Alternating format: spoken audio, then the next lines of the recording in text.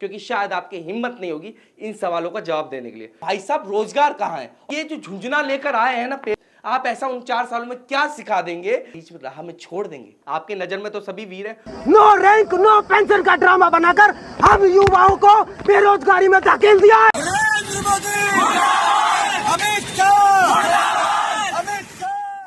अग्निपथ योजना के बाद पूरे देश में विरोध चल रहा है। क्यों विरोध चल रहा है, इसके ऊपर हम बात कर लेते हैं। आज मैं न्यूज नहीं बना रहा हूं, आज मैं खुद सरकार से सवाल पूछूंगा, क्योंकि पत्रकारों का काम होता है कि सवाल पूछे जाएं और उनके जवाब कौन देगा? सरकार देगी। कुछ सवाल की लिस्ट लेकर आया हूं, जरा हो सके तो जवाब दीजिएगा, क्योंकि शायद आपकी हिम्मत नहीं होगी इन सवालों का जवाब देने के लिए। पहला सवाल, 2 साल से भर्ती नहीं निकली सेना की, और आपने ये जो योजना निकाली है अग्निपथ, जिसको आप अग्निवीर कहेंगे, उसके बाद वो क्या सोच कर निकाली योजना?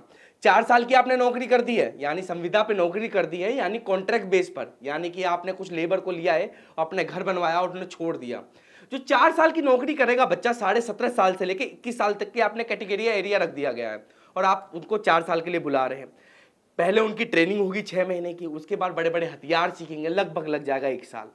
उसके बाद उनकी छुट्टियां भी हैं, घर भी आएंगे, और उसके बाद 4 साल के बाद आप उन्हें छोड़ देंगे। आप ऐसा उन 4 सालों में क्या सिखा देंगे कि जैसे ही आप बाहर आएंगे उनको झट से नौकरी लग जाएगी? क्योंकि कॉर्पोरेट कंपनी में आपसे बंदूक नहीं चलवाएंगे भाई साहब, आपसे कंप्यूटर चलवाएंगे, आपसे बिजनेस करवाएंगे, आपसे एडवर्टाइजिंग करवाएंगे, पर बंदूक तो नहीं चलवाएंगे। ना ही वो आपको बॉर्डर पर भेजेंगे कि भाई साहब हमारे ये टीवी है, हमारे ये फ्रिज है, आप बेच दीजिए बॉर्डर पर। पहला सवाल तो मेरा ये है। दूसरा सवाल और उठता है कि आप सिर्फ 25% ही लोगों को अंदर लेंगे और बाकी लोग छोड़ देंगे। कैसे डिसाइड करेंगे भाई साहब? आपके नजर में तो सभी वीर हैं, और जो जो सिलेक्शन होगा उनका सबका फिजिकल ठीक होगा, हाइट भी ठीक होगी, बॉडी भी ठीक होगी, टांग भी ठीक होगी।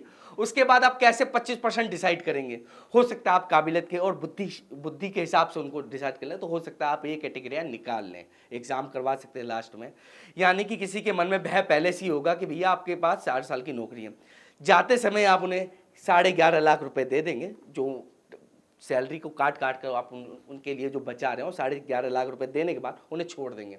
आपके मन में ये तो नहीं है कि 11.5 लाख रुपए पाने के बाद वो अच्छे सा बिजनेस खोल लेंगे और अपनी तरक्की कर लेंगे। क्योंकि अभी भी कुछ इतने अंधभक्त लोग हैं कि इसका विरोध नहीं करेंगे, क्योंकि विरोध करने के लिए सवाल पूछना पड़ेगा, क्योंकि आपकी आंखों के आगे तो पट्टी बंदी पड़ी है सत्ता की, शायद इसलिए आप सवाल नहीं पूछना चाहते। कुछ सवाल और है मेरे जो तैयार होना चाहिए। आपको डर है कि 2024 में ना आपसे एक सवाल पूछा जाएगा कि भाई साहब रोजगार कहां है, और आपके पास कोई जवाब नहीं होगा। तो ये जो झुंझुना लेकर आए हैं ना पेपर के जरिए कि भाई साहब हम इतना सारा रोजगार देंगे, 10 लाख रोजगार देंगे, ये सिर्फ आप सामने वाले को बेवकूफ बना रहे हैं। क्योंकि विपक्ष अगर सवाल उठाएगा तो आपके पास उन पेपर के रिकॉर्ड में उसका जवाब होगा। भाई साहब यही एक सवाल है आपके पास। चलो थोड़ा और पूछ लेते हैं।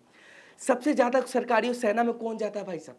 जो बच्चे इतनी मेहनत से दौड़ रहे हैं, परिश्रम कर रहे हैं कि जाएंगे सेना में, जाएंगे सेना में, आपने कैटेगरिया कर दी। आपने कोई एक्स्ट्रा लाइन नहीं जोड़ी उसकी कि जो 17.5 के 21 के बाद भी ज्वाइनिंग होगी, ना ही आपने कोई डेट दिया। 2 साल तक तो आपने कोई भर्ती नहीं निकाली भाई साहब।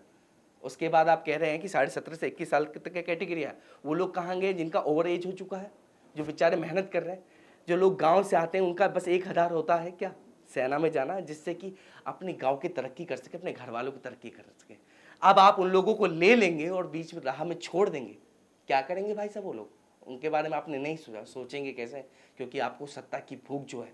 मैं आपके ऊपर टारगेट नहीं कर रहा, अगर आपके पास इन सारे सवालों के जवाब है ना तो प्लीज जवाब दीजिएगा।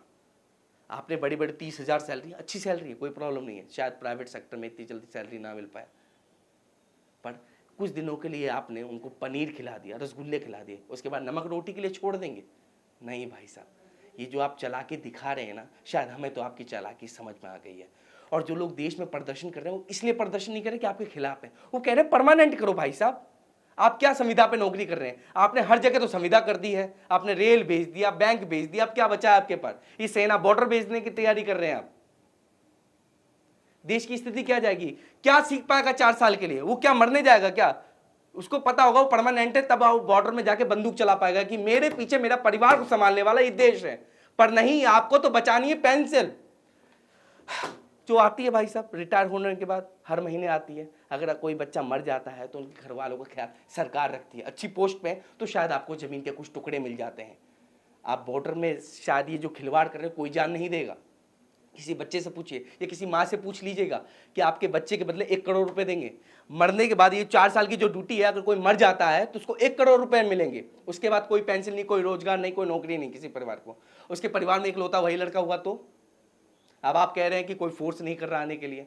बेरोजगारी इतनी छाई पड़ी है भाई साहब ना कि सब लोग आना चाहते हैं, पर नहीं। उसके बाद अगर बुरी तरह कोई घायल हो जाता तो क्या देंगे आप? 44 लाख रुपए। आप ये कीमत लगा रहे हैं। एक्चुअली आप नौकरी नहीं दे रहे, आप कीमत लगा रहे हैं, अपना बेनिफिट्स देख रहे हैं। जवाब तो होगा नहीं। अगर जवाब हो तो प्लीज हमें जरूर अपडेट करें और भी अपडेट्स के लिए बने रहे ऑथम न्यूज के साथ। धन्यवाद।